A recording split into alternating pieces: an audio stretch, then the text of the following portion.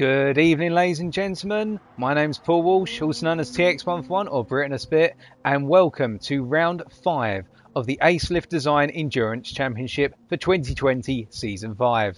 We're back at it again, folks, looking at the guys in Tier 2, and this time out, we're at the Willow Springs International Raceway with the Big Willow variant of the circuit. We're in the United States, it's 20 past 8 in the morning, and our drivers are currently just getting warmed up for another cracking race, or what looks to be. And hello to those of you in the chat and to those tuning in a little bit later on. Hope you're having a great day, having a good week, and it's good to see you here and it's good to be here out on the circuit.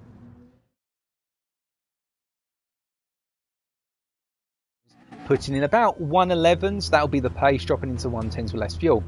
So qualifying is underway now, and our first driver who's going to be going out onto the track will be Jip09. So Jip is out on the circuit. He's going to be our first driver who we follow around. So driving the Subaru as said before. And what we're going to do, we're going to follow Jip initially. And you're going to see all the drivers are going to try and stay quite close to one another.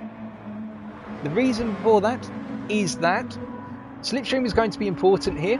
Now there are no rules as I understand it about drivers trying to use the slipstream off of one another. Of course, it's personal preference as well. If you feel comfortable running in the dirty air of another car, as Jip goes a bit deep, they're pretty cold super softs, needing to warm them up.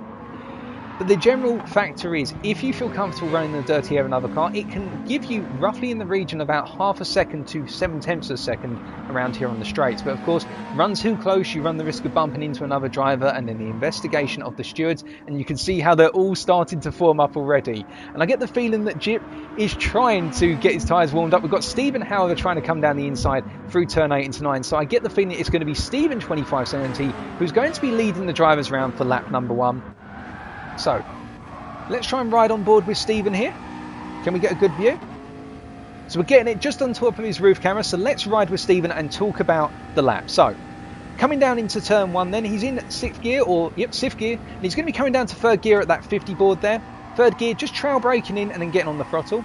Now turn 2 is the extended right hander here. You're going to see that he's going to lift off the throttle initially and then start to gradually increase the input of the throttle. Going through the corner here, really long corner. It's going to cane the left hand tyres, and then he's overextended a bit and he's gone off onto the dirt. That is very unfortunate for Stephen. So and he's gone straight across the circuit, and you can see just how the drivers, if they get it wrong, it can be absolute mayhem. Now fortunately, whilst Bottlejob did give Stephen a little bit of a nudge there, you can see Bottlejob has actually picked up significant engine damage. It's light damage, so that will be recovered out on the circuit. It will take 20 seconds to recover, so things can calm down and the drivers can start again, and the desert has already claimed a victim. So now the lead driver in our group here for the qualifying lap is Kamaru. Kamaru is going around 2 complete laps. He's coming into turn 8 right now, and again we'll try and follow on board with Kamaru, so that way you can get a clear depiction of exactly how the circuit flows. So we'll ride to the bonnet once again, to the roof camera just above the bonnet and the windshield once again. So coming out of the final corner here to end his first qualifying lap and begin another. So he's staying over to the left hand side before gradually coming over to the right, probably to do another lap. So here goes Kamaru setting the bench line with a 113.3. So coming down to turn 1 then, much like with Stephen, but staying in 4th gear this time because of the gearing of the Viper. You can see that understeer already, and watch here how the understeer of the Viper is going to cause Kamaru to essentially come out of first. So he's had to downshift to 4th gear to rotate the car inwards, and now he's getting a nice tight exit line to the inside. Just going out and now into turn 3, braking at about the 50 board here. You're going to see his trail braking down into 3rd gear, getting nice and tight to the inside, and then switching over to turn 4 here. Turn 4 about to cut right now. And you can see he's in 3rd gear, he's trailed it in and then gone down to 2nd to hook it up. Now coming into turn 5, which is the left-hander here. So turn 5 in 3rd gear. You don't want to go too deep here for turn 6, which is over the brown to the right, because if you go too deep out of 5, that makes your line very tight for 6 and you can run off. Turn 7 is this little kink left-hander, flat out through here, flat out through 8 as well. And what you're going to see is going to gradually eke the car further and further to the outside, because turn 9 is coming up, a hidden apex here. He's going to be braking about the 100 board, and he's just going to trail it in and get it as tight to the apex as possible, as late as possible, because he wants to hammer that throttle down. And you can see how much the understeer of the Viper is causing the car to shake to the outside, and he's nailed it up perfectly, and this is going to be an improvement on that 113. He's improved to a 112.0 already, so taking 1.3 seconds off, and we can expect plenty more from Kamaru 75, I reckon, as we go deeper into the qualifying session. So that was a good lap to follow, Kamaru. Thank you for that one. You've given us a clear run of what the circuit's like, and I hope you, the viewer at home, are happy with Kamaru's demonstration. So let's take a look through how the provisional standings are right now. we can see, pardon me, that JJ Balding setting the pace once again with a very strong lap at this point in time. Let's see if we can get those lap times up. Yep, we can. A 1:10.9, so I said we'd see 1:10s here. And I reckon Balding's probably got a little bit more in the tank, being 5 tenths faster than currently provisional second. That going to Stephen at 25.70. Stephen coming in with a lap time so far of a 1:11.5. And then we've got Bottle Job in provisional third, running around very close to Stephen, in fact, in terms of lap time. Another 1:11.5, only separated by 8 thousandths of a second. And keep in mind that the Mazda is not that strong a car down the straights, so that is a very strong lap from the Mazda driver there. In fact, he's probably most likely using the handling of the car, plus the turbo and other driver as well, in order to make sure he can get the most out of that lap time. Going to fourth then, provisional fourth at this time, is G-Rabbit, currently sitting on another 1:11.5, I believe. Actually, no, my apologies, I'm reading the timesheet wrong there, a 1:12.0. So there's a bit of a gap between our leader at the moment and then second and third. And then there's a very close run in between G-Rabbit and fourth, and then Spooky Lukey going a bit off into the dirt there at turn 9. Oh, it looks as though perhaps there was a little bit of contact there. I don't know if we can get a replay of what happened. So coming through the final corner then, was there contact or had already... No, he's gone off already, and I get the feeling, yeah, Bottle Jobber had gone off as well, so no harm done there. But you can see how that final corner loves to catch drivers out, and that's because, as we said previously, the drivers want to get over as far to the left as possible going through turn 9. But the return of that, as we switch back to Kamaru, who's currently provisional 6, again, another 1:12 lap here, 1:12.0. What it is as you go through that final corner, because it's just dirt on the left hand side, or desert or sand, however you want to phrase it, what it means is as soon as you put a wheel on that dirt, you are just pulled off into the distance. There's no grip remaining, and that is the thing the driver's got to watch out for. You can very easily get caught out, so it's a high risk, high reward corner, and that's where a lot of time is made or lost around here. Now we've got JC currently provisional 7th, so in the 1:12.1s, and hit the Mac following close behind with another 1:12.1. And then we've got Bubo Lubo, the Supra driver at the moment, struggling a little bit perhaps, or perhaps this is just the best he can get out of the car for 1:12.4, but still nothing to complain about again, because this is going to be a race that favours consistency, so it's not necessarily all about qualifying right at the front, although it definitely helps. Anything can happen over the course of the race distance, as Bubo becomes a victim to the final corner as well. All these drivers really pushing hard going into turn 9. Now we've got Jip09 at this point, who's currently sitting on a lap of a 1:12.8, so a bit of a gap between Jip and Bubo Lubo, and so a little bit of latency there, but I'm sure that will clear up as we go into the race. So Jip's going to have to keep at it, and then in 11th we've got the slacking driver of Jules SK, where he's currently sitting on what is a 1:13.0.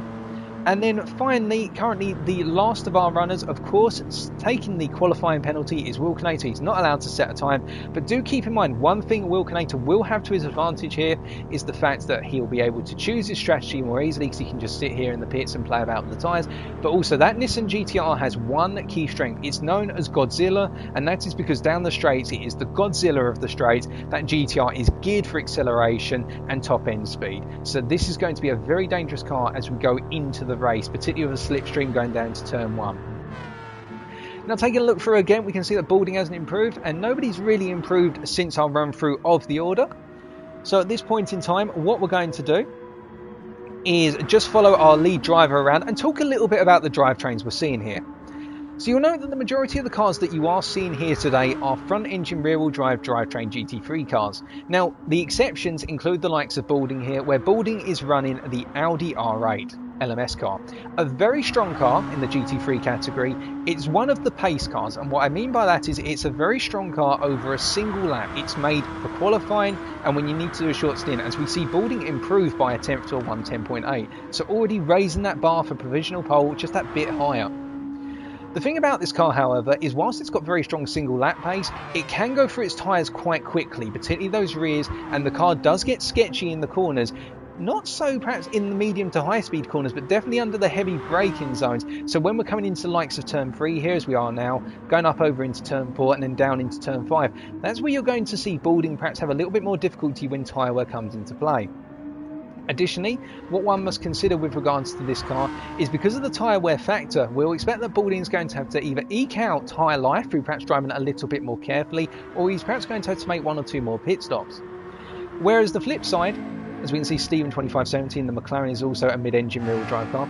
The flip side is, whilst the mid-engine rear-wheel drive cars are typically renowned for their one-lap pace and their strength, it will be the likes of the front-engine rear-wheel drive cars, of which we have Bottle Job is a prime example, if I remember correctly, that the drivetrain of the Mazda RX Vision is front-engine rear-wheel drive, and then other cars such as Spooky Lukey in the Jaguar F-Type, well, we know it's definitely got a 5-litre V8 in the front with the supercharger.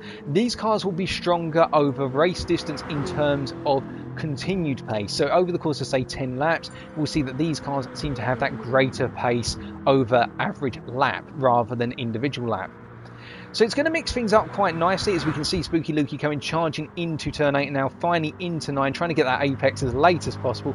Very nice line through there, getting it nice and tight to the apex and then coming out wide. And you can see he's come over to the right hand side because he wants to do another lap. He doesn't perhaps feel as happy with that lap, and that's what you'll normally see. If a driver's on a fast lap and they've hit purple sectors for best lap or blue sectors for their own personal best, they will come over to the left hand side, or they'll let the car stay on the left hand side going into that start finish straight. Whereas if they feel they've got more time and they need to improve, they'll go over to the right hand side, because the racing line is to get over to the right for turn 1. And we're just going to follow the fan favourite, the Jaguar driver here, and see what Lukey can do over the course of this lap, as Jules SK moves up to a 112.9 and Jip moves up to a 112.4 and Hit the Mac moves up to a 112.0, so some lap times are coming in. And again, Lukey here running without any slipstream, so this is all about single lap pace and the driver's pace, and this will be an indication of what Lukey feels he can do over the race distance. And we haven't got any timing on the sheets here, but we can see a little bit of wear in those tyres at the moment, but just driving nicely around at this point, coming up into 6th gear, and as he'll be coming around here, he'll probably be getting ready to shift down into what will either be 3rd or 4th gear, cutting it very tight there on turn 8. Yep, coming down into 5th gear, going through turn number 9, going a little bit wide of apex initially, but getting it hooked up, a little bit of sparks flying there, and that was a very nice lap. He's not coming immediately over, which would indicate he's perhaps on a better lap. Didn't quite improve it there, so still plenty of time, as we've got 3.5 minutes of the qualifying session remaining. Now let's see how the field switched up a little bit. So the gap between Balding and Steven has closed up a little bit. So Balding is sitting on that provisional pole of 110.8. But what you can see is that Steven 2570 has improved to what I think is a 111.1. So great improvement by Steven. And G-Rabbit's just moved up to a 111.8, which puts him provisional 4th. So Bottle Job, meanwhile, in the Mazda RX is sitting on 111.5. So great lap by Bottle Job there, really making that Mazda work. And then going over to G-Rabbit, so another mid-engine rear-wheel drive driver with the 458 Italia GT3, a brilliant one-lap pace car. Had personal experience in it in the FIA exhibition this round, and what I've found personally is that this car has an absolute tenacity for the pole lap, but not necessarily over the race distance, because much like its Group 4 counterpart, as we saw last time out, it can munch through its tyres very quickly, and as a result that can leave you hungering after a fresh set of tyres sooner than other drivers. But still, we'll have to see how that plays out for the Finnish driver as we go into the race. Spooky Lukey, meanwhile, seemingly recovering to the circuit at the moment, is sitting in 5th with a 112.0, and Hit the Mac very close behind, only 9 thousandths behind at the moment as he sits in the pits with the Lexus, sitting on another 112.068. And then we've got Kamaru also sitting on a 112.0. So it's very close at the moment between 5th to 7th. And also JC only sitting on the fringes of a 112.0. Running around in the Mercedes at the moment, the AMG GT3 2016. We're at 112.111. So it is very tight between 5th all the way through to 8th. And you can just see how close it is under qualifying here. Very tight field. It's going to make for some absolutely fantastic racing, I reckon, as we're going, because the drivers seem to be very closely matched on single lap pace. And you are seeing this tendency as Jip goes into the wilderness there, coming off of turn 2. You are seeing this tendency of the drivers in general to be further towards the back with the front engine rear-wheel drive cars at the moment. Bubo Lupo being an example of a 112.4. But again, only 43 thousandths or 400ths and 3 thousandths off of Jip 09 in 9th. So again, tight there. And then there is a significant gap to Jules SK, who's currently sitting in 11th. Again, a Mercedes driver, perhaps just not having the best of qualifying sessions as he recovers to the circuit from going off at turn 9. And he's sitting on a lap which is quite a way down, 2.1 seconds off the leader. And a lap that is a 112.9, pardon me once again. In fact, Jip has just had to leave qualifying. I'm not sure if there's some technical issues there. Perhaps the car's had some issues, but that is very unfortunate if he's had technical issues and had to retire before the race has even started. Fingers crossed he hasn't completely dropped out and he's able to rejoin, but we'll have to wait and see. That's unfortunate for the British driver if so, because we're looking forward to seeing what that Subaru could do in race condition. As Bubo improves the lap time and gains attempts, so 1:12.3, not really enough to move up the field at this point, but still, it's a sign of improvement, and perhaps he's just been a little bit more acquainted with the circuit as time presses on, so that's always good to see. And I guess the question now is, where can we expect, as we're coming to the end of qualifying, where can we expect the real overtakes to be occurring? Now, Turn 1, definitely. Turn 1 has a tendency to offer overtaking because it's wide, but also it actually offers comfort when you're coming on an inside line. It's not as though you have to be to the outside to get through the corner at a relatively good speed, but you will lose time in the overtake, of course. As we see, Jules SK goes flying off sideways. Turn 9 claiming another victim. So Bottle Job comes across the line. So Bottle Job is going to be the first of our final qualifying laps to come across the field here. It looks as though it's backed off. I'm not sure what's happened here, but then we've got Kamaru coming across, not improving. Then JC coming across to finish off qualifying. Now we've got the lead of the rest of the pack here. We've got Jay Balding. So JJ Balding coming round in the Audi R8. Can he improve on that very strong 110.8? We're about to find out. Really letting that Audi go. And our survey says he comes through turn 9. A little bit wider apex there. Could have perhaps hooked it up. And yep, he's definitely gone wide onto the dirt. And he's rejoined, but that's going to be a compromised lap unless he had an absolutely fantastic sectors 1 and 2. So we're going to see that his session is concluded. Bubo comes across, doesn't improve. Stephen comes across and doesn't improve. And then the last of our runners here will be G Rabbit, who didn't improve either. So that's pretty much qualifying over.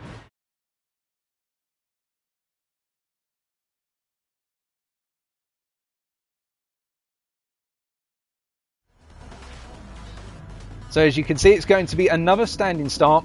Jay Balding putting it on pole, and then the McLaren driver and Stephen alongside, much like back at Dragon Trail. Do not count out Bottle Job or G-Rabbit. They've got strong cars in terms of acceleration, particularly G-Rabbit here. So it's all going to be for play for as they go into turns 1 and 2. So any moment now, they're just getting ready to go.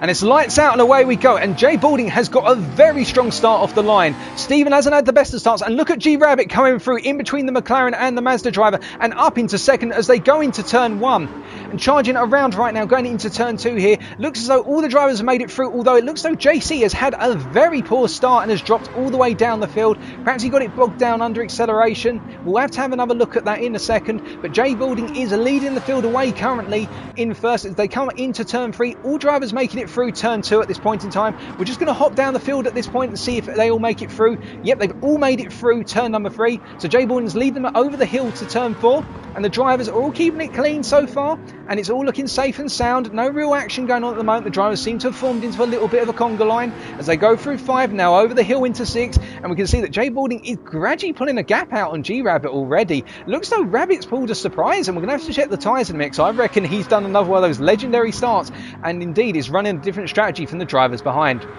So as they're coming to the end of the first lap then, so JJ Balding is going to be running across the line to lead us on to lap number 2. We're just going to look down and we can't see any action really happening at the moment behind.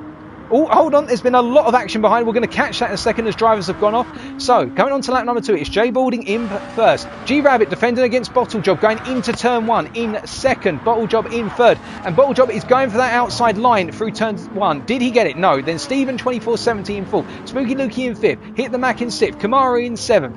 Vugo Lubo in 8th.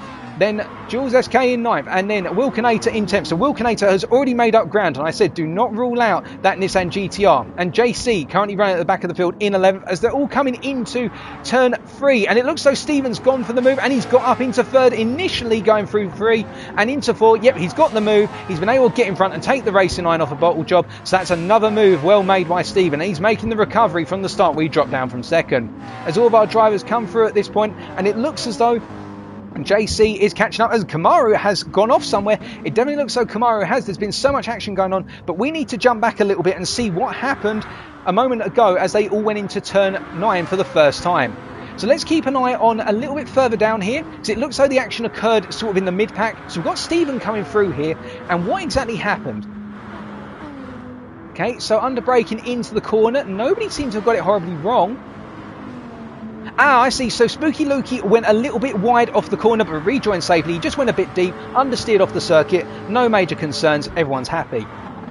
Okay, so we're just going to look back through the field now, having come out the replay, and we can see that G-Rabbit, as they go on to lap 3, is still holding on to second, although Balding is pulling away at this point, already 3.2 seconds up the road, and I get the feeling that G-Rabbit is on a different set of tyres from Balding. He's on those softs once again, G-Rabbit going for the softs, and Balding is on those super softs. We'll just switch back to G-Rabbit then, as he's defending and holding up, effectively, the pack behind him, so he is really the cork in the bottle at this point, and they're going to want to pull that cork out and let the wine flow, and let the pace flow out, and you can see that G-Rabbit is really causing problems to the drivers behind, as he's causing this concertina effect, as Stephen goes a little bit sideways there through turn 5 and over into 6, and this means right now it must be very frustrating, because Stephen knows he's got to get past G-Rabbit, because otherwise he's going to be constantly fighting against Bottle Job and also the likes of Hit the Mac and also Spooky Lukey. He doesn't want that. He wants to be past. He wants to chase down the championship leader at this point in time. So going into the final corner once again, we can see they're all making it through relatively safely so far, and well driven by our guys so far after a couple laps. And Wilkinator is up into 8th already. Has something happened further down the field?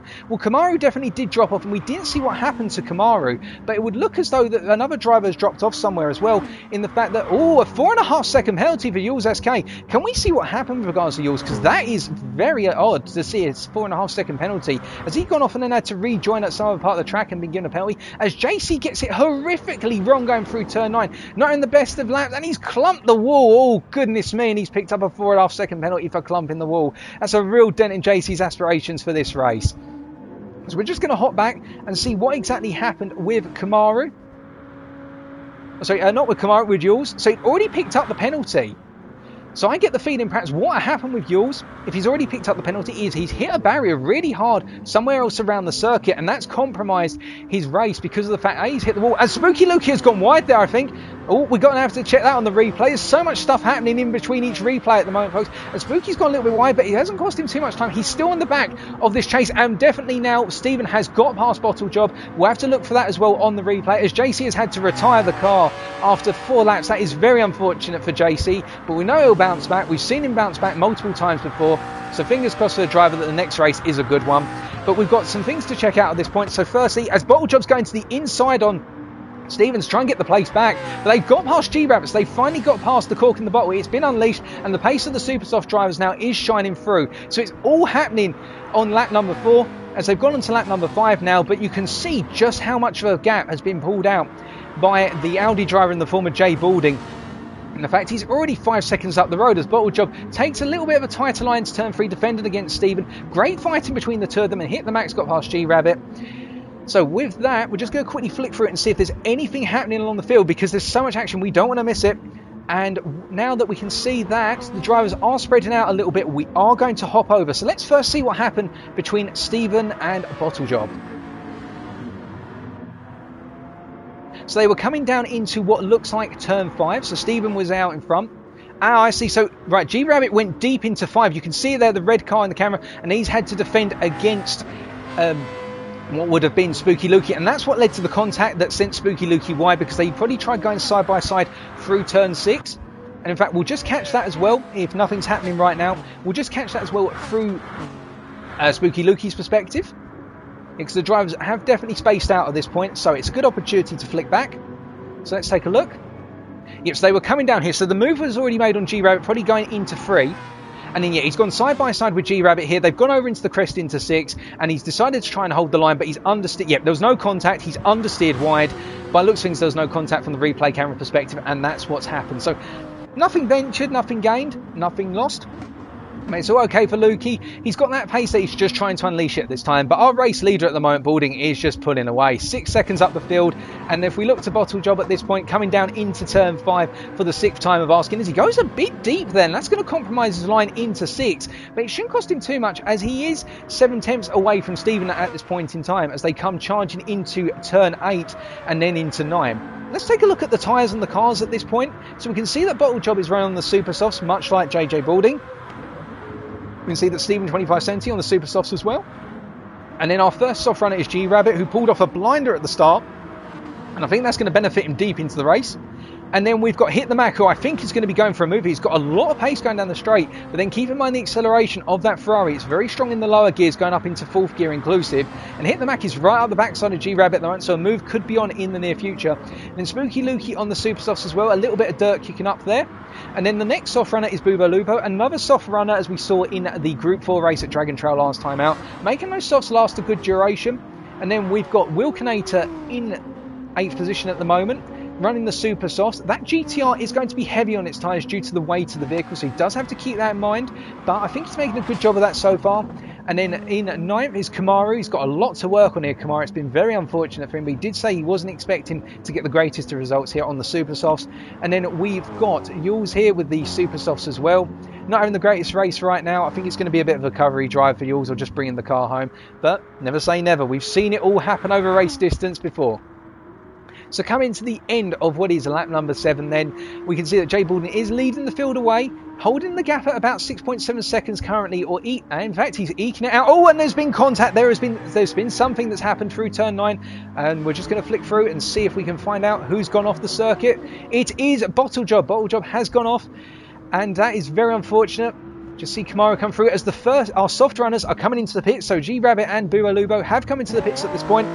And we're going to flick over G-Rabbit as he's come out behind Wilkinator. So that's the soft runners pitting before the super soft runners. Now that is very interesting. Maybe the tyre wear is quite high here, and it was considered that tyre wear would be high here, given the fact that this is a circuit that puts a huge amount of wear into the tyres per lap, and we'll talk a little bit more about that in terms of the analytics, as Yules has also gone off, and we can see that both Bottle Job and Yules are pulling into the pits. Those super soft tyres need a refresh, get a fresh set on, guys, and get back out there and get racing. Now let's see what happened to the Mazda driver here. We're going to flick back. So he was trying to fight with Stephen for what was second place at the time. Now they're coming into turn 9. Is he going to go to the outside, or is he just going to get it wrong? So they're coming into 9 at this point. Braking board's coming up. That is very unfortunate. So what happened there, we didn't quite get to see it from the onboard, but it's the mistake that we saw a number of times, is that he's gone very wide onto the corner, and he's just gone a tiny bit too wide, and he's put one wheel, most likely the front left wheel, onto the desert, onto the sand, and it's just pulled him off the circuit. Now our leaders are pitting at this point in time, and we can see that our race leader has come out at the head of the field. Spooky Lukey going for another lap, and I think that's going to put him out in front of Stephen, which isn't the greatest of things for Stephen here. In terms of the pit time loss, what you can imagine is the pit time loss around this circuit is in the region of about 8 to 9 seconds just for a tyre change. So for Stephen's perspective, he's going to want to get past Lukey as soon as possible, because Lukey is really going to hold him up. You can see how wide a line he's taken through turn number 2 there because of the worn tyres compared to Stephen. You saw how tight that line was, and he's clumped right into the back of Spooky Lukey there. But you can see real gentleman, real sportsman there. Stephen probably got on the brakes a bit later than Spooky Lukey, but Lukey has had to brake early because of the tyre wear. So Stephen has made sure to stay behind, not to gain the position, and as a result that's worked out, as Lukey's gone onto the sand and he's spun out. That is very unfortunate. Oh goodness me, but he's been reset and he's coming into turn 5 right now. He's just got to be careful. Wilkinator who's coming through, and Wilkinator has made it past, so we're just going to get a quick flick back there. We're going to jump to the onboard and see what happened. So coming into the hill then, up into 4, it's going to go onto the brakes, and he's gone to get on the power, yep, and he's just drifted onto the sand, and that's pulled the car off and spun the car as he's tried to light up the tyres. That is very unfortunate for the Jaguar driver, but there's still plenty of time to go as we're only 11 minutes into the 1 hour race. So jumping back to the third person camera then for a little bit, we can see that Balding is still running ahead, and with Lukey out of the way, that means that has unleashed Stephen to continue racing, and as he's gone onto the sand for a bit, looks though he's just run wide there, which means that his line's going to be compromised into turn 2, and he's going to have to watch those tyres are dirty, and that means the hair is going to be coming up for another move on Stephen, and that is G-Rabbit, and he's going to the outside going into turn 3. Can he get it hooked up? And around the outside he goes, and up into second place, and Hit the Mac is chasing strong in 4th place. Now remember, Hit the Mac last time out was having an absolute nightmare of a race and had to retire the car. But here, Mac is really showing the form in that Lexus, up into 4th place right now, and hopefully it can continue for Mac, because I reckon he's on for some solid points here if he can keep it up. Now, we're going to keep an eye on these guys at the moment, because they are our closest pack running around the circuit. And I get the feeling that Steven's going to want another shot here at G-Rabbit as they're going into turn 9. He's right up the backside of the Ferrari driver here, running bumper to bumper. And he's taking an outside line, whereas G-Rabbit is defending to the inside. Now, remember, that means Steven's going to have the launch going down into turn 1. As he gets a nice run to the outside, he's going to have the inside into turn 1. G-Rabbit immediately jumping into the slipstream of the McLaren driver. These guys are really playing it tactical. They know they need to follow one another and not cost one another too much time, because otherwise the leader in the Audi, JJ Balding, is just going to run away with this race. And this little pack of 3 are fighting for it right now as, oh no, G-Rabbit's gone off, and he's gone wide, and he's gone off the circuit. That is very unfortunate, and that means the Ferrari driver's going to have to reset the car and get back on track. Now, I don't think there was contact there, but we'll definitely take a look. We'll definitely make sure to take a look at what happened, because they were close running. That's very unfortunate. But that means that G-Rabbit has rejoined in 8th position and Kamaru is now up into 6th. And we thought earlier Kamaru was having a bad time, but of course the fortunes have changed. So flicking back then, we'll just take a quick look over to the Rabbit and see what happened. So coming into this corner then, yep, he's gone wide and put one wheel on the dirt and spun as a result. It's a very challenging track, Big Willow. It may not look it in terms of overall design. It's quite a simplistic track in terms of design, but it's one of the challenging ones because you do not have a wall to protect you if you make a mistake. When you're off, you're off. Now, in terms of looking at the pace at this point in time, we can definitely see how Balding is continuing to pull away a nice lead, 9.8 seconds, but Steven seems to be catching up a little bit. That gap is coming down the start-finish straight here as he commences lap number 12, down to 9.6 seconds. So perhaps Balding's just easing up a little bit as Steven goes very deep and wide. Coming out to turn 1, he's really pushing that McLaren hard, whereas Hit the Mac, meanwhile, he's just settling in. And I think Mac is just happy to sit at this point, roughly, say, 1.5 to 2 seconds behind Steven. He's just going to take it nice and easy and essentially manage the pace. And by doing so, you never know. If Steven feels that he's got the pressure of the Lexus driver constantly being there behind him, he'll make a mistake. Or when he does make a mistake, like the runoff there through turn 1, then Mac's going to be able to capitalise on it. So there's no need to necessarily rush to make an overtake. And we found that. We seem to have seen that drivers, if they take it more gradual, as Spooky Lukey seems to have picked up another penalty. Goodness me. Well, not another penalty, sorry. He's gone off and picked up a penalty as a result of it. We need to see what happens to the Jaguar driver there. Goodness me. But elsewhere around the field, let's keep an eye on the field first and just see what's happened. Nothing seems to be going on right now in terms of other drivers, as G-Rabbit is hunting down Spooky Lukey at this point in time. We've got Bottle Job there in 9th, and then Yules SK still gradually clearing off the penalty in 10th place, 17 seconds behind Bottle Job. So we'll take a look then at what happened to Spooky Lukey. So going through turn 2 here, following close behind Kamaru. Now there would be the dirty air, and he's got onto the gravel there initially, sorry, onto the sand there, and he's, oh goodness me, he's gone wide. And then as he's come back on, he's reclaimed it, he's got control of it. So that's not where he picked up the penalty. He picked the penalty for running off there and essentially quote unquote cutting the circuit, I see. So, yep, that makes sense. We now know how he picked up that penalty. But, again, it's a very small penalty. He has lost some time to Kamaru, but he is closing that gap up. He's down to 1.2 seconds already. So expect a potential move coming up in the near future. So, meanwhile, up in front, we've got Jay Balding on lap number 13. Bringing to a close the lap and just running it round there very nicely through turn 8 into 9. And then we've got the McLaren driver, Steven, 25.70, 10 seconds down. And only 1.2 seconds ahead of Hit the Mac in the Lexus in 3rd. And then there's a 7-second gap to Wilkinator of all drivers. Now remember folks, Wilkinator was the driver who started right at the back before a qualifying penalty, i.e. he was not allowed to take part in qualifying because of a steward's decision last time out. And look where he is already using that GTI. It's good to see Wilkinator up here. Keep it up, Wilkinator. I'm sure the results will come if you can keep up the consistent pace. And then flipping down to Bubo Lupo here. 3.7 seconds behind at this point in time, running on the softs compared to the guys around him who are running on the super softs. And we can see that the gap between Bubo Lupo and Kamaru is gradually closing up. It's now into that slipstream range of less than 8 tenths, so it's 7 tenths at this time. And you can definitely see the pace difference of the super soft versus the soft through turn 1, where Kamaru is really gaining on Bubo Lupo. Now let's take a look at the tyres. Doesn't look as though they're too heavily worn in Bubo Lupo's car, although Kamaru's tyres are fresh. So is Bubo essentially heavy braking by comparison? as he's coming into the corner here. Trail braking now, and it does look as though Kamaru is really making an effort of trying to manage his tyres, those super softs, and getting them to last as long as possible, whereas Bubo's are very heavily worn. But the drivers are coming down now into turn 5, and it is running close between the two of them. And I get the feeling that if the move's going to be on, it will be into turn 8, into 9 at this point, because Kamaru is not close enough to go for a lunge necessarily into 5 or 6. It's not really safe to do a move into 6 unless you're very respectful to the driver next to you. And we can see here that the Supra driver is maintaining 5th place at this point. I don't think a move's going to be on here into turn number 9. As somebody is in the pits, we'll check out who that is shortly. And coming into turn 9 then, you can see how much Kamaru and Spooky Lukey are closing up on the Supra driver here. I reckon the Bulgarian is feeling the pressure, and he's into the pits, and Kamaru almost followed him. Did you see that, folks? He went off onto the sand and almost followed him into the pits. As G-Rabbit was in the pits as well, he's jumped into the pits. And Jules SK has had to retire the car as well. That's very unfortunate. So we've got 2 non-finishers at this point in time. The mechanics of the team have just called in to say that he's had to retire the car due to technical issues, and we're now down to 9 remaining drivers. Oh, the desert does claim it. It's the heat, the concentration, the endurance. It can take all different forms in terms of the mistakes you can make.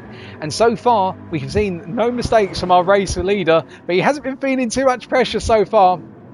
But further down the field, we can see that Spooky Lukey is continuing, and because of the fact that Bubo Lubo did pit, it means that the Jaguar driver has been released, and Kamaru, because he went off and almost followed the Supra driver into the pit, oh goodness me, that means that Spooky Lukey has been able to gain a position, and in return Kamaru is now hunting down the Jaguar driver with the power of the Dodge Viper.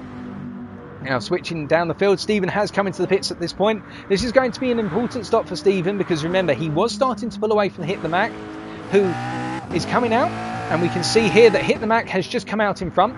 So as a result, Hit the Mac could potentially hold Stephen up at this point, but the return would be that if Hit the Mac does hold Stephen up and doesn't essentially fight him too hard, but just becomes a nuisance through, say, turn 2 or turns 8 into 9, that will cost Stephen time, and then when Mac goes for his pit stop, it will benefit Mac more because Stephen has lost a lap on these fresher tyres. So sometimes that's what you can look for, and you can see that Stephen was sort of looking, could he potentially get a little mini lunge there into 3, but more so probably just sort of saying to Hit the Mac, sending him in his mirrors, look mate, I've just come out of the pits, keep me in mind. As Mac goes through down the hill into turn 5, very cleanly there, you can see the drivers are dipping a wheel onto the sand going into the entrance to 5, so the right side into left, and the reason they want to do that is they want to try and get as much width going into the apex of the corner as possible, so they can get as much flow into the corner and therefore carry as much speed through. But you notice how Stephen has backed the car off a little bit here, and Balding has just come into the pits. Now keep in mind that Balding was about 11 seconds up the field here, if we remember correctly, if not a bit more, so I get the feeling he's going to be coming back out in the lead as Mac goes wide here, but he's going to be going into the pits anyway, so that's okay for Mac. And okay, hold on a second, Stephen's coming through here, it's going to be close coming down to turn 1. Can Stephen jump in front of Balding? Well, if he can, because he will have the tyres that are heated up compared to Balding. He's got cold tyres, Balding, at the moment. Will Balding be able to hold on? And I reckon Balding was in the pits a lot longer than just a tyre change. Let's take a look. Did he take on fuel? Yes, Balding has taken on fuel, and I reckon that might be to help cut down the amount of fuel we have to take on at the end. If not, that's all the fuel he has taken to the end of the race. So if that's so, then Balding has pulled a very smart one, using that gap he had over Stephen, who is his main rival, in order to pull out the space needed to make that pit stop and essentially get a massive advantage on the rest of the field. Because if we switch over to the data of Stephen's car, we can see that he has not taken on fuel, so he is going to have an extended pit stop at some point, and we're only 20 minutes in, and note how Stephen is already under half a fuel tank, so around, I'd say, the 37-minute mark, we're going to see Stephen have to make that fuel stop if he doesn't turn it into a couple of smaller stinted stops. We're taking on the fuel. Now Balding is holding on at this point, and you can see that the additional fuel has put a lot of weight in that Audi, and that's why Stephen is running so close behind right now, as Balding is trying to get those tyres up to temperature, but at the same time as well make sure that he doesn't lose the place, because if he loses the place right now, that can cost him a lot of time, because he'll end up running behind Stephen. But then again, as we said, if he's played it right and he just simply keeps his cool, he can afford to run behind Stephen, because he knows that Stephen will have to take on that fuel. So it's not too much of a problem, as Kamaru pits on what was 6th position, if we remember correctly, and he's going to be dropping it down towards 8th position as he comes out the pits. I'm just going to keep an eye on our race leader and 2nd place at the moment, but it doesn't look as though anything's happening, so we're going to quickly flick through down the rest of the field once they come through into turn number 6, because if Stephen's not close enough, say 4 tenths behind Balding going into turn 6, then I reckon that Balding's going to be safe for another lap, and we really do need to check out what else is happening around the field. Mack is not feeling too much pressure from Wilkinator. Lukey is definitely feeling pressure from Bubo. Now, has there been a pit stop for Lukey? No, there hasn't been for Lukey. What about for Bubo? Yes, there has been a pit stop for Bubo, and that's why Bubo is running so close behind Lukey, who's on very heavily worn tyres. So a move is going to be on very shortly, I reckon. Now it's just to see when he pulls the move off. Now they're going to be coming into turn 7, the left-hander here, now into turn 8, and this is where they could go for the move if Bubo feels confident that he can stay to the outside and give himself enough space not to run door to door with Lukey. But it looks like Lukey's been able to take the racing line there. He's not close enough, Bubo. So as a result, you can see that Lukey is having to get very heavy on the brakes going into that corner because he doesn't want to understeer off the circuit as he jumps into the pits, releasing Bubo. So that hasn't cost Bubo too much time, albeit he has lost a bit of the run into turn 1. And we can see that G-Rabbit has already dropped that gap as Wilkinator's come out of the pits into 4th place. So Wilkinator is holding on to 4th with pressure off of Bubo right now. Those pit stops crisscrossing all over the place. And we can see that Wilkinator has made huge ground just by driving a consistent race in this GTR and using the straight line speed of the Godzilla to its perfect effect. And Bubo's going to need to get past him in order to have a real significant shot of 4th place here, because Wilkinator could potentially just pull away on those fresher tyres compared to Bubo's. Because let me guess, if Bubo's still on super softs and Wilkinator is as well. Yep, Wilkinator is on those super softs as well. That means that he could really pull away here and pull out a huge advantage over the guys running in 5th, 6th, 7th and 8th. So Wilkinator's the one to watch here, folks. He's making considerable ground in the GTR, and that is a really nice surprise. Now we're looking through the rest of the field. You can see that G-Rabbit right now is going to the outside into turn 8 versus Bubo here. We're going to stay with these two in case there's a move. G-Rabbit is looking to the outside, but we can see that Bubo has pulled across because he doesn't need to give the space at this point in time. And G-Rabbit has just backed off a little bit. He's probably going to hang in the back of the slipstream of the Supra and then use that to launch him down into turn 1. Let's see if our prediction comes to fruition. He's got a lot of speed going down into turn 1 here as they run side by side going up into turn 1. And we can see from the distant camera that he's got the move going into turn 1. The helicopter camera there giving us an idea of what's going on, and that's a move for 5th place as made by the Rabbit on Bubo Lubo. And let's have a look at those tyres. We can see that G-Rabbit as well has jumped to the Super Soft. Now, we have never talked about the pace difference between the tyres, and it's an important time to do so right now. The Super Soft tyre is the grippiest, but at the same time the least durable of the tyres. But remember, here at this circuit, we have got, as Stephen is still holding on to the back of Jay Balding, but I think Jay Balding's pacing Stephen a little bit at this point, and Stephen's pacing himself to Balding to make sure he can maintain 2nd as a minimum for the race result. The Super Soft here, whilst it is the least durable, it's so grippy through the high speed corners in particular. So here we're talking about turns 2, 8 and 9. It's the tyre you want to be on because you're going to gain so much time there that it's going to enable you to gain per lap approximately, if we remember correctly from the estimation deltas, about 0.7 to 0.8 seconds over the soft tyre. And also we've got to keep in mind here, because of the limited number of heavy braking corners, tyre wear will be high in the left hand set of tyres through the extended corners, so turns 2, 8 and 9, but in return it's not going to be as bad in the heavy braking zones. It's not going to be felt as much because there's not that many heavy braking zones. So as a result, you can really push that super soft tyre before you finally need to come into the pits. Now meanwhile, a move has happened between Stephen and Jay Balding. We didn't catch that on camera there. We're going to have to jump back and see whether we can catch that on camera. But then if we jump across to, say, the medium, by comparison, the medium's going to be so far down the soft by about 0.8 to 1 second. As a result, running on the medium here isn't going to work out, and that soft tyre just hasn't worked out for our preferable soft runners, Rabbit and Bubo Lubo. And as a result, that means that they've decided to switch to the soft, so they've gone off of their typical strategy, which means everybody here at the moment is running the soft tyre, as Balding is now running quite close behind Stephen, and a return move for the lead could be on at this point. But remember, Balding does have a significant ace in his sleeve, which is the fact he has taken his fuel to the end, or at least enough fuel to get him much closer to the end compared to G-Rabbit. Now around the field here, we're not seeing any moves there. We can see that Spooky Lukey has dropped down into 7th at this point.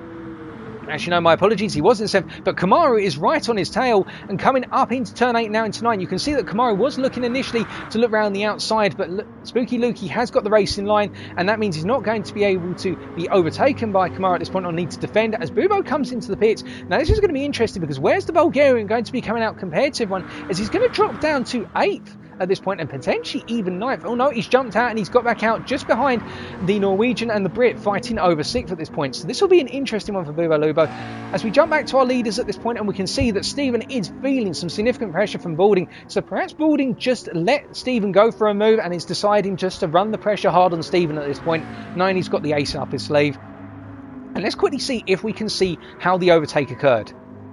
No, so it must have happened, I reckon, either into turn 9 or alternatively into turn 8. Sorry, not turn 8, into turn 1. Because we didn't see it on camera, and it must have happened into turn 9. Because it only happened on the previous lap compared to when we looked at the replay. Apologies for missing that, folks. We can't catch it all. But still, change of the race lead at this point. And we can see that Balding is really chasing hard behind Stephen.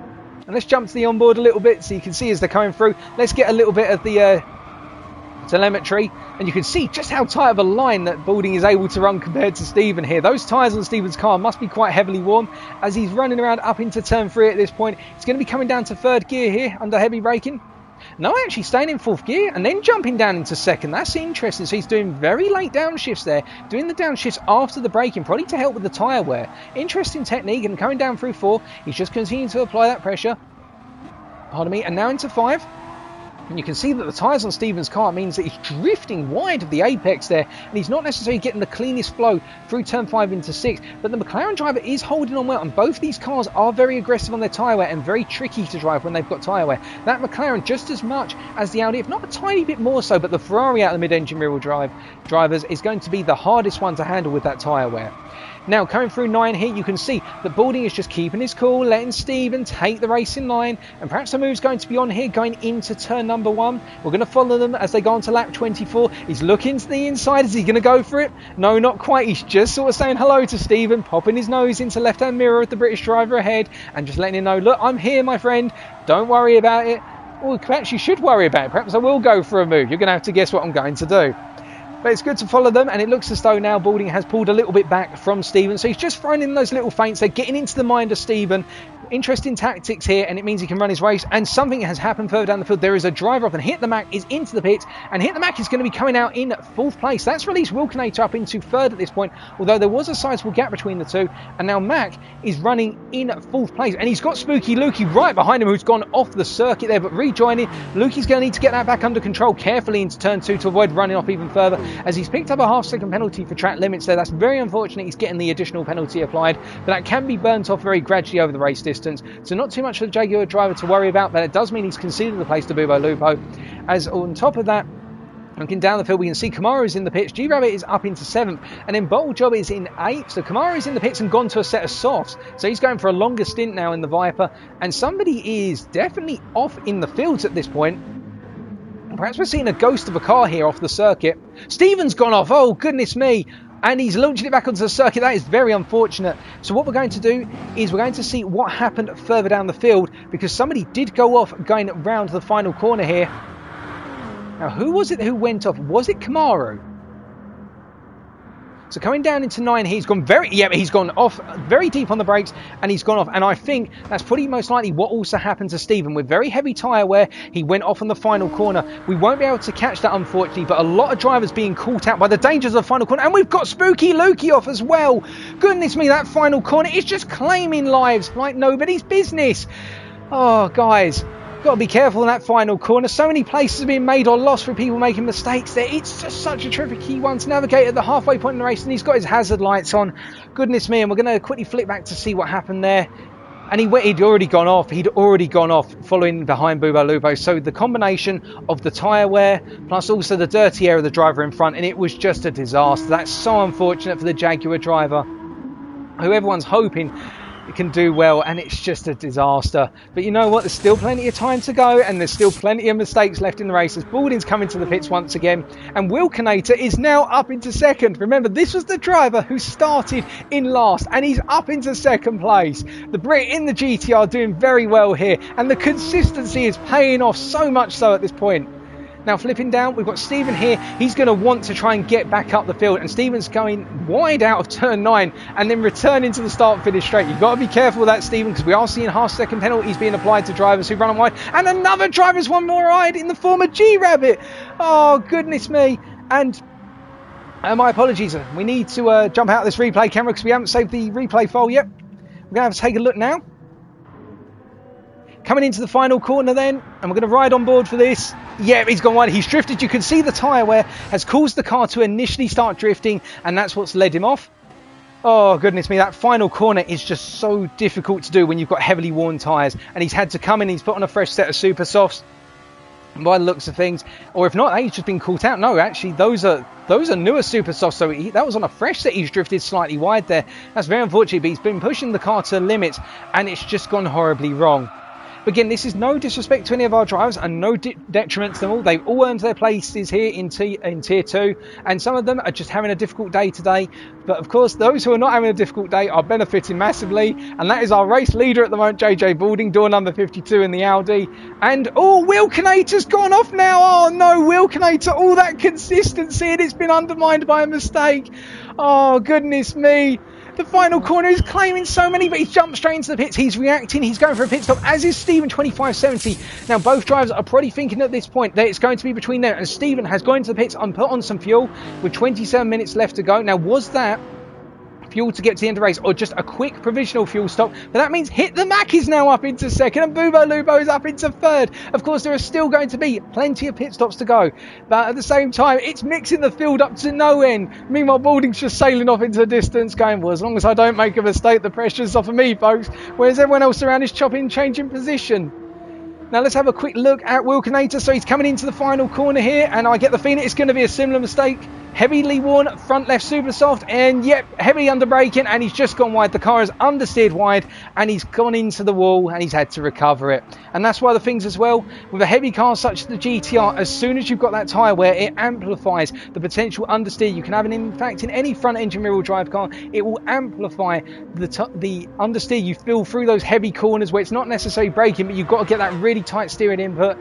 Oh, goodness me. There's been so many position changes over the last 10 to 15 minutes because of mistakes and overtaking on the field. I think we just need to take a moment of respite, enjoy the view, and we're just going to flick over to Hit the Mac, running around the Lexus. Hit the Mac hasn't had that much camera time, to be fair, and he's driving a very nice race at this point. And we're just going to take a breather as we follow the Lexus driver around going through turn 2. And we can see another driver has gone off in the final corner. And there I was hoping to get a cup of water. And who's gone off this time? It is Spooky Lukey. Oh, goodness me. Are we done that, replay cameraman? We want to see what happens. And somebody else has got Kamara who's gone off as well. Oh, goodness me, guys. I mean, I know a lot of it. Yeah, it's the standard mistake by looks of things. Are a little bit deep on the corner. And then Kamaru's followed him in that fashion. Oh, goodness me. Goodness dearie me. Oh, and Kamaru is retired from the race by looks of things. So we've had another retirement. So we're now down to 8 drivers. Oh, no. And hold on a second, it looks as though we've got Buo Lubo being chased down here by Stephen 2570. Now remember that these drivers, in terms of their current state of wear, Bubo is on heavily worn super softs, whereas Stephen is on fresh tyres, and Stephen's going to need to get past Bubo if he continues. No, Bubo's into the pits, that releases Stephen, so Stephen has lost barely any time there as a result. Now I get the feeling this could be the fuel stop for Bubo Lubo, and yep, it is, we predicted it. He's just put on a tiny bit of fuel, however, so it was a very small fuel stop. Perhaps, I see why he's done that. He wants to make sure he can hold on to 4th place through the pit stops, because let's take a look at Bottle Job meanwhile, as Bottle Job goes a little bit wide in the dirty air. They're coming out of turn 1. Let's take a look at Bottle Job's fuel situation. Yes, that's why. So by doing that, what Bubo Lubo has done is essentially put the pressure on Bottle Job to either follow suit by doing mini fuel stops, or alternatively doing its big fuel stop now and then having to push the car hard when it's heavier on fuel. So that's very smart play by the Bulgarian driver there. He's essentially trying to secure 4th position. He feels that he can secure that and then try and work his way up the field. So we've got to keep that in mind. The drivers really mixing up their refueling strategies. We've typically seen so far over rounds 3 and 4 that the drivers have gone for one big fuel stop at some point in the race. And we've seen that with JJ Balding today because he's had the lead to do it, whereas other drivers are doing sort of mini fuel stops and a bit of fuel saving, mind you. But they're mixing up the refueling strategy in order to try and get themselves into a better position, as somebody else has gone wide going into turn number Oh goodness me, into turn 9, it's hit the Mac this time. So everybody at this point in the race, I believe, apart from JJ Balding, and somebody else has gone wide as well into the final corner. Oh no, it's Wilkinator for the second time. I was just about to say everybody has been claimed by the final corner apart from JJ Balding. Oh goodness me, guys, and he's returning to the circuit at the moment. He's just easing off the throttle to make sure he rejoins as safely as he can, and that means G-Rabbit's now up into 6th. Oh goodness me. It's absolute pandemonium on that final corner. I'm sure the sandstones over on turn 9 are smiling because none of them have been left unturned at this rate, although the wildlife there's probably trying to get out of the way for the next incoming car. Oh, goodness me. So, I think at this point we need to do a very quick recap of the field. First place at the moment on lap 31 is JJ Balding with a lead of 31.3 seconds over Stephen 2570, who has returned to second place. He was running close behind JJ Balding but had a mistake into turn 9. Stephen is in second, leading ahead 9.3 seconds ahead of the Bulgarian driver in the form of Bubo Lubo in the Supra, who is in turn 1.2 seconds ahead of Sir Bottlejob in the Mazda RX Vision, who is in turn 6.8 seconds ahead of Hit the Mac in 5th in the Lexus, who is in turn 13.1 seconds ahead of G-Rabbit in the Ferrari from Finland. And then in 7th at the moment is Wilkinator, our driver who made it all the way out to second place through sheer consistency in the GTR, only to make a mistake, and now he's got all the work to do again. It's unfortunate for Wilkinator, but I'm sure if he keeps at it, there's many places still to be gained. And then finally, in our last of the running positions, 11 seconds, and now down to 10.8 seconds behind the Wilkinator is Spooky Lukey. But things are about to change once again with G-Rabbit coming into the pit and going for what is most likely going to be his second to last stop, if not his final stop. Going for a refuel as well, because that was a lot of fuel taken on. That was 40% fuel, or 40 kilograms of fuel taken on in the pit. And that means Wilkinator is now ahead of G-Rabbit for 6th place. Now going around the field here, we can see that Stephen is clear of everyone around him, and then we've got the closest drivers on circuit at the moment would be Bubo Lubo and Sir Bottlejob. Now we also do have to keep in mind at this point we do have drivers on different laps, and somebody has gone off. And who is this who's gone off into the field of turn number, what would be, hold on a second, into the field of turn number 2, and it is Spooky Lukey. Now how on earth did that happen, one may inquire? Well, let's find out. So, he's gone wide out of turn 1 and the car's just gone completely sideways. So, yeah, he's gone wide and he's been launched into the wall. He's launched over the sand dune there, the safety dune. And goodness gracious me, some fans might have been hit by the car there, but thankfully we have invisible barriers in GT Sport that prevent that. So our fans are safe and we can continue on racing. But that is very unfortunate, and I believe Spooky Lukey has gone yet further off onto turn 3 as well. The dirt on the tyres at this point, making that car an absolute nightmare. And he's trying to rejoin as safely as he possibly can into turn 4, but he's got to get those tyres cleared of the dirt. They're going to be literally shredded. And they're a clean set of super softs, but there's a lot of wear in them at the moment, so he's got to try and get the car settled down and get it back into the race. But at this point, he's got blue flags behind with the fact that he's got Bubo Lubo coming charging through. Oh, goodness me, for Spooky Lukey, has not been another good day. That is very unfortunate. But hopefully, he can just keep his head down with 20 minutes to go, and you never know what could happen in the final 20 minutes. It has been crazy in terms of mistakes and drivers going off. And as we said previously, Big Willow is one of those circuits where as soon as you go off, it's a nightmare because you've got to rejoin and you're losing so much time and you've got all that dirt on your tyres and you've got to spend pretty much a whole lap nursing the car. Now, interestingly at this point, in terms of coming on to lap number 33, we can see that Stephen has just come out the pits and is side-by-side with Lukey, who's had to give the space. Now, was there contact between the two drivers as Lukey has gone off and has been launched across turn 2? I get the feeling Lukey was trying to show space, but in return, in getting on the throttle, has gone deep. Let's take a quick look at what happened there, because that would have been unfortunate if there was contact. So Lukey is coming along. He's going to have to stay to the outside because of Stephen. Not very clear. Looks though there might have been a very light graze between the two cars, but the replay camera doesn't really show it. So we'll let the stewards investigate that. That's not our job to do that. That's for the stewards to do. And Spooky Lukey is just not having a good day as we switch back and he's into the wall. Oh, goodness me. So, switching off of Lukey for a second. Have a look at Jay Balding. Now 40 seconds ahead, as Stephen has taken a pit stop.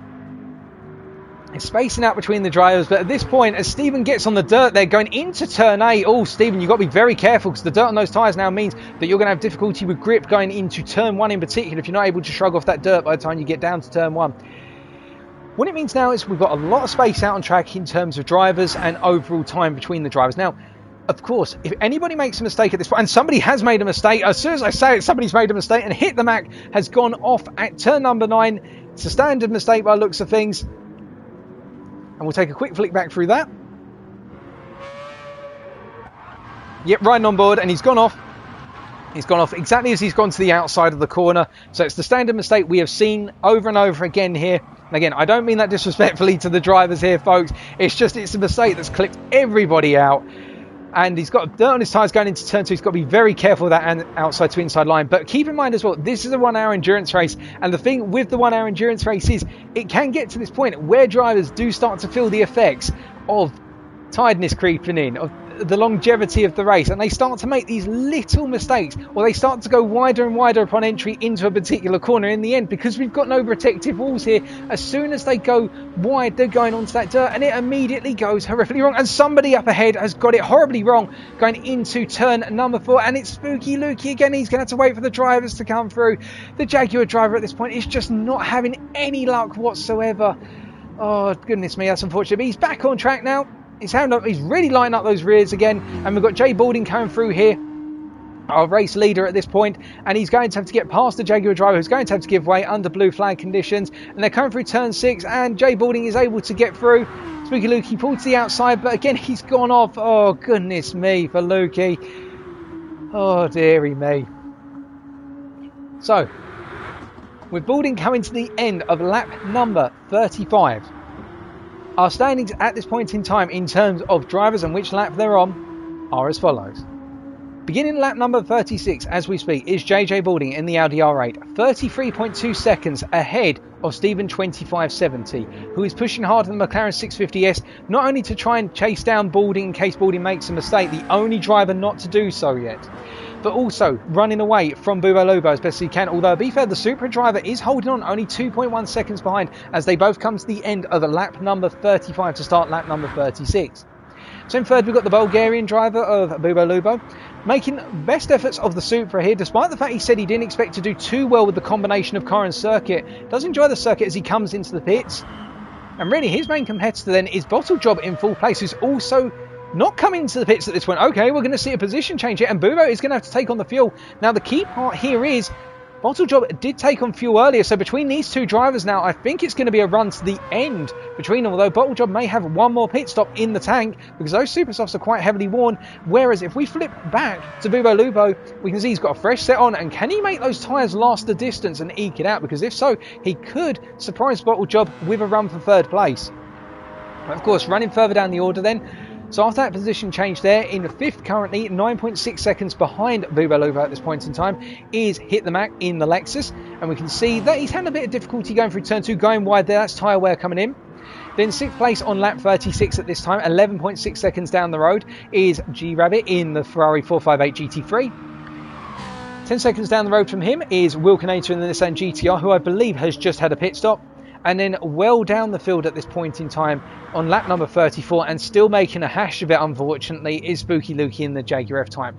Effectively 2 laps down now on the race, 3 laps down on the race leader and 2 laps down on the majority of the rest of the field that he's trying to chase.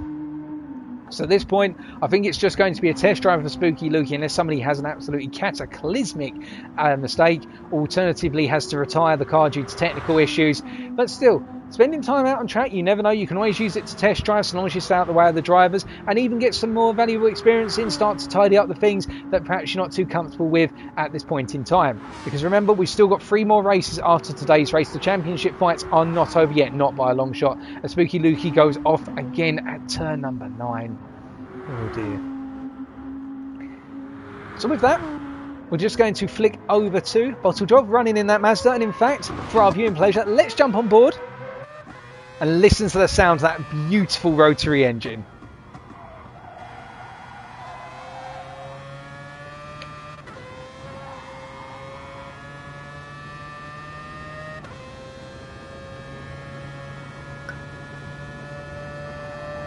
Now, one thing to note about this car in particular, the Mazda, is it's a bit of an oddball car in terms of the way it performs.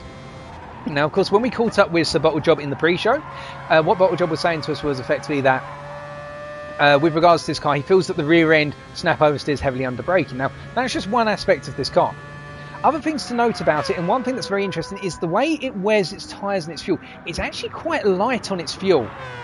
And also on its tyres, it's quite light on those as well, particularly when you start to manage the brake bias and not put too much wear into the front tyres by comparison with the rears. So it's a car which it's difficult to master, but when you get that experience of driving the car, it can be one of those black sheep of the field. And we've got a yellow flag out on circuit. And who's that yellow flag for? And it looks like it's another yellow flag. Spooky Lukey's gone wide there, or something has happened into turn 3 up into 4. And he's just rejoining now. He's just going to have to get it back on track very gradually. And somebody else has gone wide. Hold on a second. Stephen 2570 has gone wide off of what I think was turn number 5. And he's having to rejoin the field. And that has dropped Stephen down into 4th place. That is a disaster for Stephen. He's got 13 minutes to go. But now he's been drawn back into the fight for 3rd and 2nd. And that's promoted the Mazda driver up into 2nd place. Now let's see what happens to Stephen there. So coming down into turn 5, he's gone wide. Oh, that is very unfortunate, and I get the feeling that was just simply a mistake. And that's where, and when I say just simply a mistake, I mean that he's just made a mistake under his racing line, and he's gone deep. So he's immediately coming into the pits, because you can see that rear left-hand tyre is very heavily worn because of the mistake, and he's also taken on fuel. So he's using this to essentially switch around his stop. In fact, by doing so, this means that he can put some pressure now on 2nd and 3rd place and try to really run the car hard for the rest of the race. Now, what else are we seeing further down the field here? We are seeing that Hit the Mac is coming up to 5th place because G-Rabbit has just pitted. And he's taken on fuel at this point. Well, he has taken on a bit of fuel. He's up into 49%. And then we have got Wilkinator's just come past G-Rabbit there. So Wilkinator, I get the feeling, is going to have to do... Ooh, I'm not sure if he's going to have to do another stop, because he's doing quite nicely at the moment in terms of fuel. It's the tyres that he's going to have to manage to the end. So G-Rabbit might have to make a pass on Wilkinator for 6th place if he wants it. But otherwise, around the field at this point in time, just going to stay with Wilkinator a little bit, see how G-Rabbit closes up behind him. It is looking as though the fights are sort of establishing themselves now for the final part of the race. In fact, what we'll quickly do is we're just going to quickly flick down through the drivers and try and give you an idea of who may yet still have to pit. Now, Balding given the tyre wear on his left-hand tyres at this point, and you can see how he's adjusted his brake balance to manage that tyre wear. Look how balanced that tyre wear is between the front and the rear tyre. That goes to show that he's using his brake balance to effectively make sure that he's got an overall feel of the car. We'll talk more about that in a second. Let's go for the rest of the field first, but we'll talk about that overall feel of the car in terms of tyre wear. So Balding is probably going to have to do another tyre stop in the near future. Then we've got Bottlejob, who's going to have to do a tyre stop, definitely that front left, and also need to take on fuel. But then we've got Bubo Lupo, his main competitor here between the two. So Bubo Lupo will potentially have to take on some fuel and do another tyre stop. So it's going to be close between the two. It's about who leaps first and how much fuel each one has to take on. And it's going to be a race to the finish. And then we've got Stephen here, who's on a fresh set and just refueled to the end of the race. So Stephen is hunting these two guys down now. And given that he's only at 12.1 seconds off of Bubo Lupo, who is only in return about 2 seconds off of Sir Bottlejob at this time, you could see all three come together when they come out the pits. But we'll wait and see. And then meanwhile, we have Hit the Mac, who is on, I think, his tyres to go to the end plus the fuel to go to the end.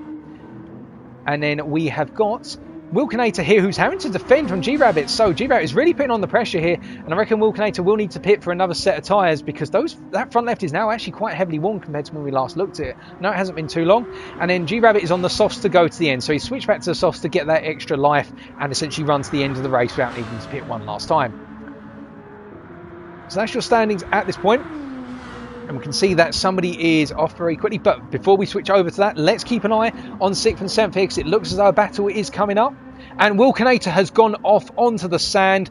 He's going to be coming into the pits, however, so it sort of works out in his favour. And it doesn't block G-Rabbit up too much, but that was a bit of a surprise. I was expecting there'd be potentially a fight, as JJ Balding has come in for his final stop of the race. And of course, he's got G-Rabbit coming up behind him to essentially unlap himself. But I think Balding's going to get himself back up to speed before G-Rabbit is able to get past. And then we've got, I think that's going to be Spooky Lukey on the side of the track here coming out of turn number 2. Yep, he's just doing a bit of off-roading at this time. Very unfortunate for the Jaguar driver. He's just not having a good time of it still. And we can see that Wilkinator has just rejoined, currently running in 7th place. So, looking through the field then, we can see that Bottlejob has, I get the feeling there's been a pit stop. Yeah, there's been a pit stop for Bottlejob, and he's taken on the fuel to the end of the race. That's why he's been dropped down into 3rd position, which means now Bubo Lupo is going to have to go in for a pit stop soon because of the fuel situation. So I think that Bottlejob has actually potentially secured his 2nd place here. I think it is working out for Bottlejob, and the only driver he's got to worry about at this point is Stephen chasing him down, because remember, Stephen was running in 2nd before that tragic mistake into turn number 5, and Stephen here is running the car as hard as humanly possible by the looks of things to try and catch up. So it's going to be, I think, in terms of the battles that are coming up, there's going to be a battle for 2nd place between Bottlejob and Stephen, and it's going to materialise on the last couple of laps, because look how that gap is coming down. It was 3 seconds going into turn number 2, but you can tell that the mid-engine rear-wheel drive drivetrain of, not aspiration, don't talk that, the drivetrain of the McLaren 650S is doing Stephen a great favour here, enabling him on single lap pace to try and gain. But in return, you can see that Bottlejob has had a really nice run through the middle sector, so that's going up the hill into turn 4 and then coming down into turn 6, and as a result, Stephen has dropped back a little bit, but now he's regaining once again. So the two are trading time at the moment, so they could close up, and somebody has gone horribly wrong across the start-finish straight. That is Spooky Lukey, and we can see that at this point Bubo Lubo is into the pits. He is going to have to take on that fuel.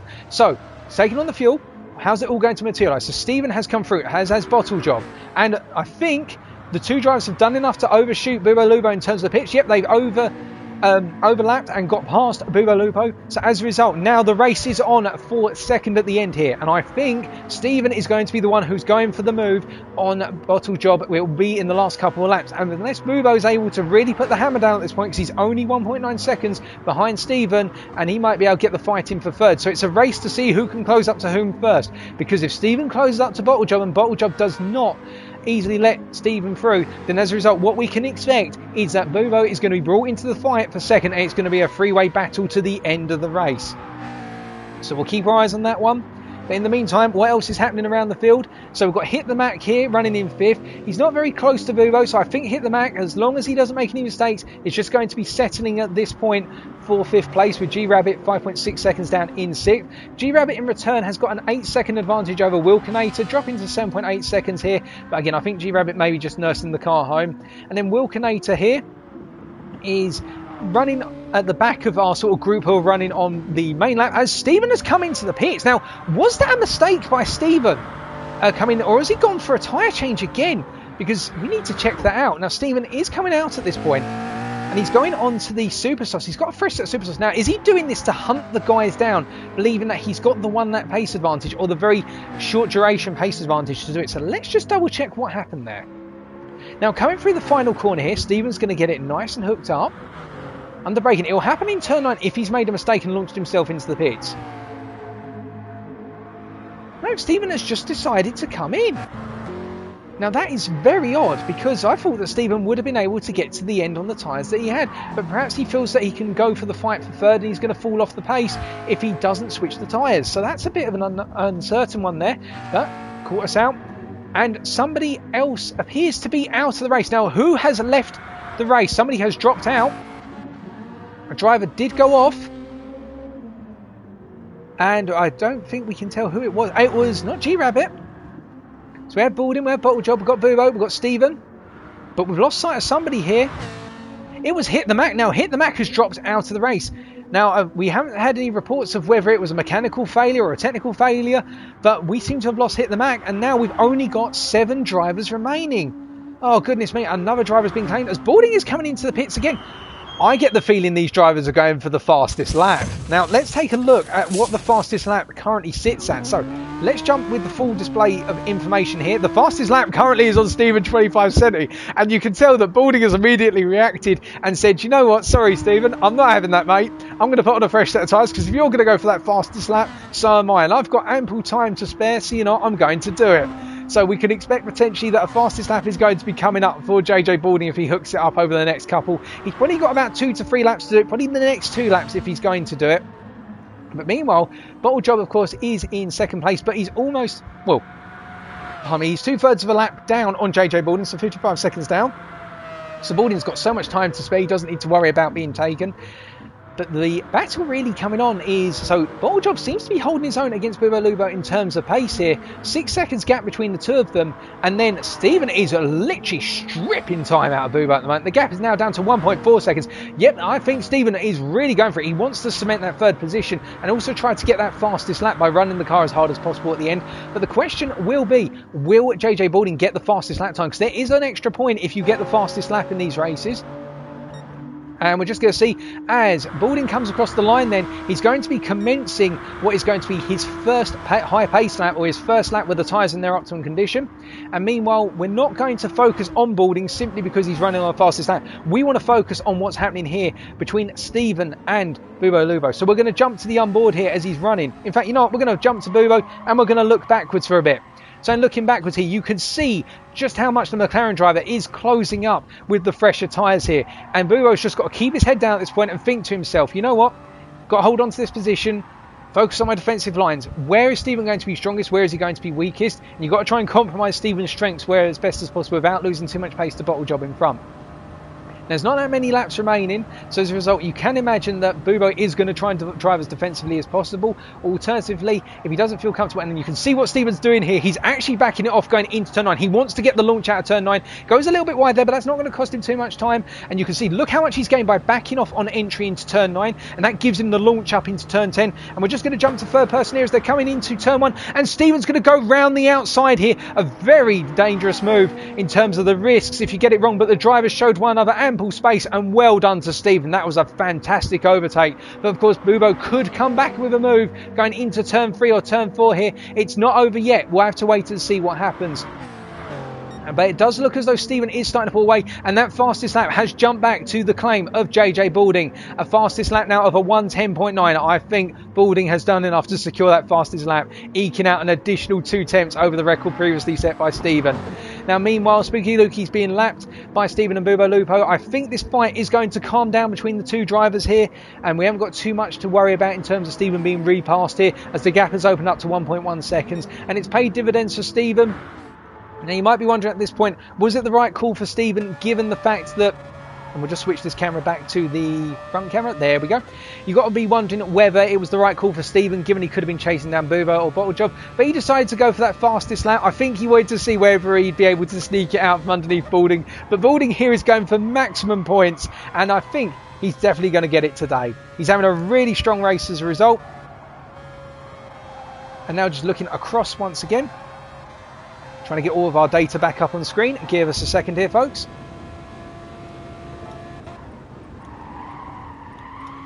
Okay, there's our data back up on screen for you. And jumping through the field then, we can see in terms of that gap, and somebody has gone off Spooky Lukey into turn 9. The corner continues to claim Lukey, unfortunately.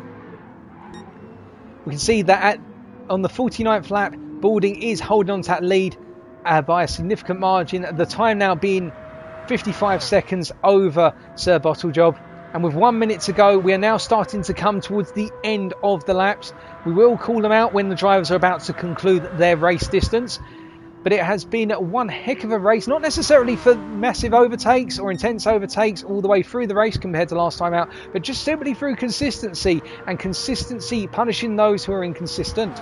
And mistakes being up and down the field, left, right and centre, bar one driver in particular, and that is our race leader, who has got it nailed down to a T. But of course the commentator's curse could hit them yet, so let's not count our chickens quite just yet with 30 seconds to go, or just under 30 seconds. Now, in terms of who's going to be coming across the line first to conclude the race, to conclude their race, I should say, I think it may be Wilkinator. We're just going to see if Wilkinator makes it round to start lap number 49, because remember, as soon as the timer concludes, the drivers must finish their current lap, and that's how it will end.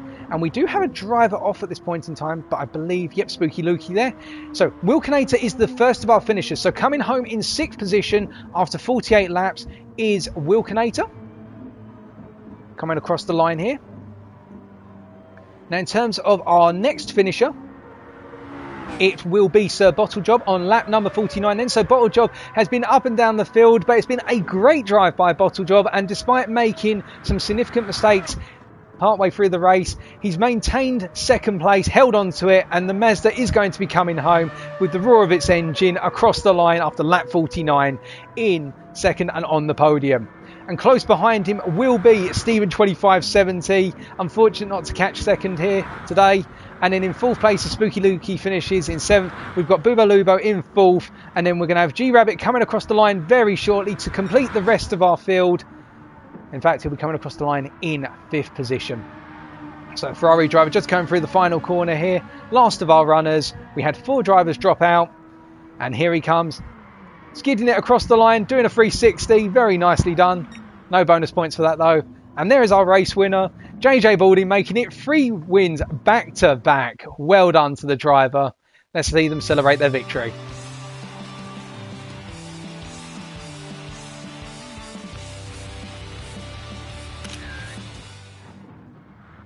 Well, what a race, folks. I admit, perhaps wasn't as frantic or drastic in terms of the overtaking, although there were some good overtakes up and down the field. But you've got to give credit to JJ Balding.